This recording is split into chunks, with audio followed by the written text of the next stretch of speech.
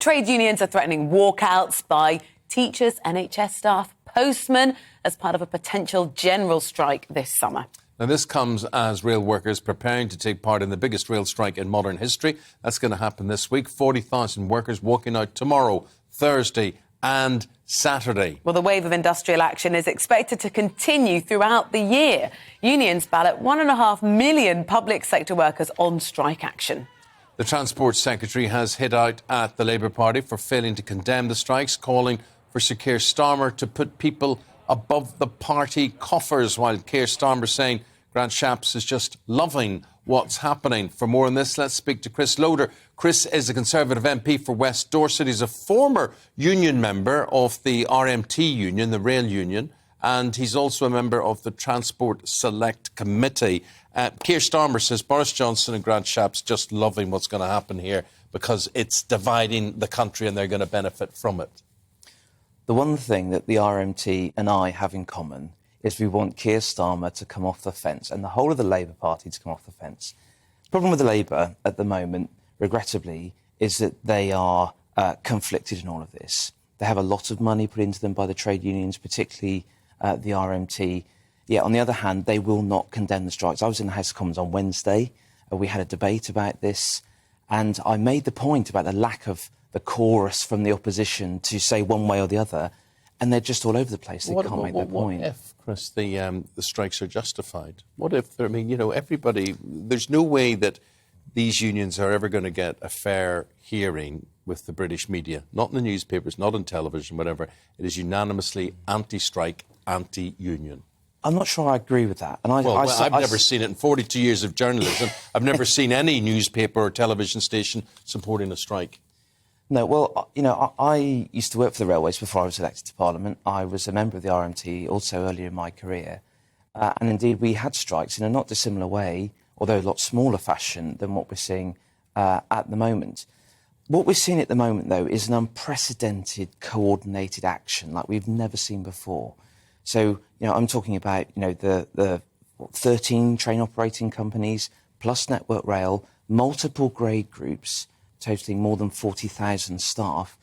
This is not a dispute between one organisation, one employer and its employees about pay. This is a coordinated, orchestrated attack that, in my opinion, you know, even just going on what the General Secretary of the Union said at the weekend... Why do you use the word attack? For a strike to be successful, it's got to have impact and therefore it's got to be coordinated to hurt. Well, indeed, but if you just turn the clock back to last month, OK, the pay talks started on the 26th of May for most of these organisations. The actual result, declaring the ballot result for strike, was 2 days before those things had even started. So in my mind, you have to give an opportunity for resolution to take place before you can go and ballot for strike action. And it wasn't just you know, an action to try and resolve this, because invariably you have the first step is action short of a strike, and then it's full-on strike action. But the ballot result that the union has got is full-on strike. And I say that as someone who's, you know, it hurts me to see this happen to the railway. You know, it's given me so many opportunities over the years. I left school, I went to work at my local train station, I then was a train guard for a number of years, and I've seen so many things. And I think now we're seeing it is coordinated, I'm afraid, because even over the weekend, let me just say, even over the weekend, the General Secretary of the RMT said he's hoping that the TSSA union will come into support, that the ASLEF union will come into support. They represent different grade groups.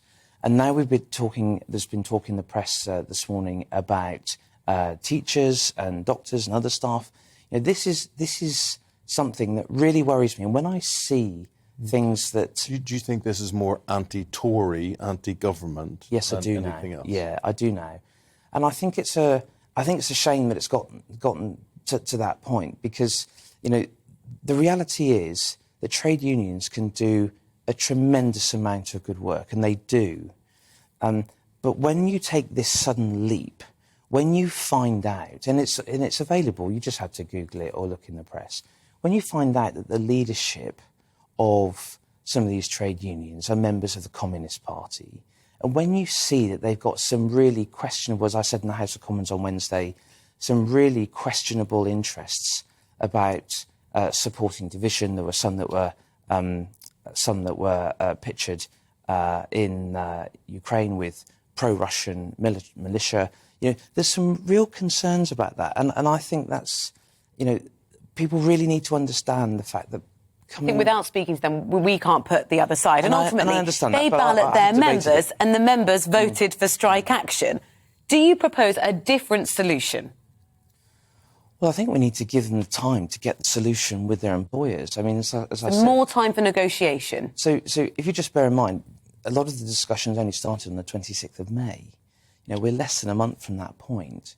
And why doesn't the Transport Secretary sit down with them? Why has he refused to be part of the negotiations? Well, if you just turn the clock back, it was only a few weeks ago that the General Secretary said that he would never talk to a Conservative government. And I think it was only because the Transport Secretary or the government brought forward this debate in the House of Commons on Wednesday, which meant that very morning the General Secretary of the RMT sent a letter to the Transport Secretary saying that he would like to meet. And I just think it's not as clear-cut as that. You know, as an employee, those discussions are with the employers, and that is right that takes place. But it feels to me that the RMT particularly have concluded that they want strike action regardless. And if that strike action, which it will go ahead this week, and if it is, I see some of the newspapers reporting that the unions believe they have a mandate now to strike until Christmas from their members. Who wins? Do we all lose? Do the unions lose? Does the government lose? Who loses? Well, of course, the ideal situation in negotiation is that nobody loses. Can we get that situation? I think we can get that situation. We've heard a lot of talk about job losses and concerns about redundancies over particularly in the last week in the media. The reality is that the railways have been running a voluntary redundancy programme over the last, or this year. That was hugely oversubscribed. And I think some of this issue about enforced redundancies, compulsory redundancies, I think is maybe more of an issue than it's been made of more of an issue than it really is. So I'd like to think that we could get to a point where there will be agreement. Invariably, I mean, I don't know if you've ever been a member of a trade union, but you know, it can be quite bumpy. You know, being a member, you don't fall out of line generally if you're a member. There can be some quite unpleasant consequences, peer pressure and others. You know, but by and large, you feel that they are representing your best interests, surely. You're not sure. You were a union member, but you're not a fan now. No, because I went through this experience myself in the early 2000s. You know, I saw my employer then put forward the best possible pay deal, the best possible proposal on a reduction of working hours in the week, and the union continued to refuse that in a way that the only way I could explain it was for political means and purposes. So that's one of the reasons I'm a bit more sort of balanced on these issues. As I said earlier, I think trade unions do, important and good work, but we've never seen this, or certainly not in the last. Look into your crystal ball for me. I mean, you're on that Transport Select Committee and whatever. How is this going to end? How can it end? What do you think will be the eventual solution? Well, the eventual solution will be an agreement. It will absolutely be an agreement. And I think that will reflect the issues that employees face. I think it will reflect the challenges and difficulties that employees experience day to day. But I think it will also reflect the need of the railway to change. We've been talking a little bit about safety over the last, particularly in the last 2 or 3 weeks as a result of this ballot. The last year, there were 5 members of the workforce on track that died. 3 of them died because they were hit by a train. Gosh. Now, when the industry or the employer puts forward a proposal to reduce that risk and to replace some of the some of the inspections by on-train equipment, you know, it's those sorts of things where you think, actually, that isn't worsening safety, that's improving safety.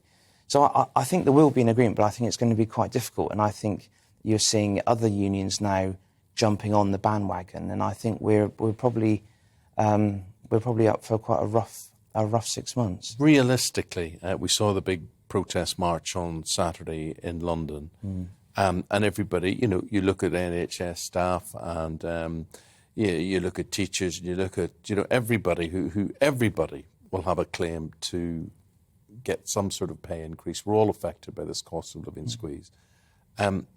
Would you like to be the person that delivers the news? There just isn't the money. And I mean, I think generally, with so many people looking for a pay increase, they can't all get a pay increase. No.